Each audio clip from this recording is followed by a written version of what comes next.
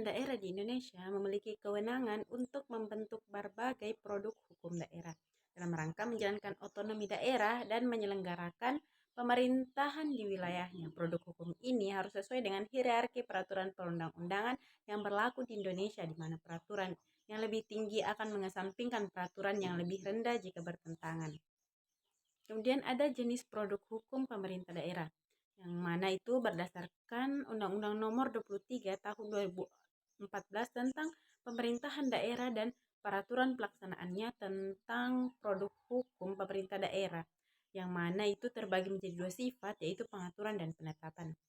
Produk hukum bersifat pengaturan adalah produk hukum yang memiliki kekuatan mengikat secara umum dan berlaku untuk semua pihak yang berada di wilayah hukum daerah tersebut, yang mana itu meliputi peraturan daerah provinsi, peraturan daerah kabupaten atau kota, dan perda merupakan penjabaran lebih lanjut dari peraturan perundang-undangan yang lebih tinggi. Kemudian peraturan kepala daerah, peraturan gubernur atau pergub, yang mana itu ditetapkan oleh gubernur.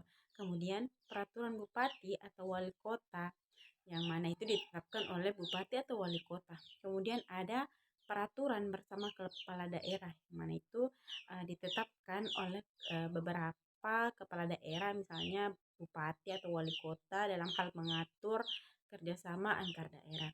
Kemudian ada peraturan daerah perwakilan rakyat daerah atau peraturan DPRD, ada peraturan desa, ada peraturan kepala desa, yang mana itu ditetapkan oleh kepala desa untuk senantiasa melaksanakan peraturan desa atau peraturan perundang-undangan di atasnya. Kemudian dan yang terakhir itu ada peraturan bersama kepala desa. Kemudian yang kedua itu ada produk hukum, yang mana itu bersifat penetapan, yang mana peraturan hukum ini bersifat individual, konkret, final, yang mana itu artinya berlaku untuk kasus atau subjek tertentu dan itu tidak memiliki kekuatan mengikat secara umum. Misalnya keputusan kepala daerah, kemudian keputusan gubernur, ya, yang mana itu digunakan untuk menetapkan sesuatu yang bersifat individual dalam rangka pelaksanaan pemerintah. Kemudian keputusan bupati atau wali kota, keputusan daerah perwakilan keputusan Dewan Perwakilan Rakyat Daerah, kemudian ada keputusan pimpinan Dewan Perwakilan Rakyat Daerah, kemudian ada keputusan Badan Kehormatan Dewan Perwakilan Daerah, yang mana itu digunakan untuk menetapkan hal-hal terkait sanksi atau kode etik anggota Dewan Perwakilan Rakyat Daerah. Kemudian ada keputusan kepala desa, dan yang terakhir itu keputusan kepala desa. Kemudian produk hukum daerah itu harus senantiasa sesuai dengan asas-asas pembentukan peraturan perundang-undangan yang baik. Di antaranya itu yang ada kejelasan tujuan, kelembagaan atau pejabat terbentuknya yang tepat. Karena produk hukum harus dibentuk oleh lembaga atau pejabat yang memiliki kewenangan. Kemudian kesesuaian antara jenis hierarki dan materi muatan. Kemudian dapat dilaksanakan. Artinya produk hukum harus realistis dan dapat diterapkan. Kemudian kedaya gunaan dan kehasil gunaannya. Kemudian harus jelas rumusannya atau kejelasan rumusan. Kemudian keterbukaan. Selain daripada materi muatan produk hukum daerah, khususnya peraturan daerah, itu mengandung asas-asas, yang mana itu ada asas pengayoman, asas kemanusiaan, asas kebangsaan, asas kekeluargaan, kemudian asas kekeluargaan, asas kenusantaraan, Bhinneka Tunggal Ika, kemudian asas keadilan, dan yang terakhir itu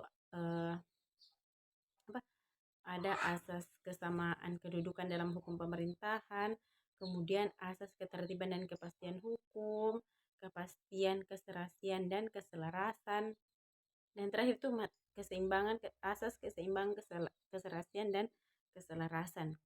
Kemudian peraturan daerah itu secara spesifik meliputi penyelenggaraan otonomi daerah, yang mana peraturan mengenai kewenangan dan tanggung jawab daerah dalam menjalankan urusan pemerintahan yang diserahkan. Kemudian tugas pembantuan itu pengaturan mengenai pelaksanaan tugas dari pemerintah yang lebih tinggi kepada pemerintah daerah. Kemudian menampung kondisi khusus daerah, penjabaran lebih lanjut dari peraturan undang-undangan, peraturan perundang-undangan yang lebih tinggi. Kemudian ada ketentuan pidana yang mana Perda dapat membuat sanksi pidana kurungan paling lama 6 bulan atau denda paling banyak 50 juta rupiah kecuali ditentukan lain oleh undang-undang.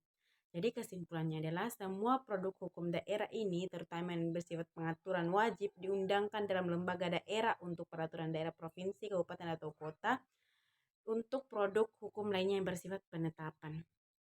Sekian materi yang dapat saya sampaikan, kurang dan lebihnya mohon dimaafkan.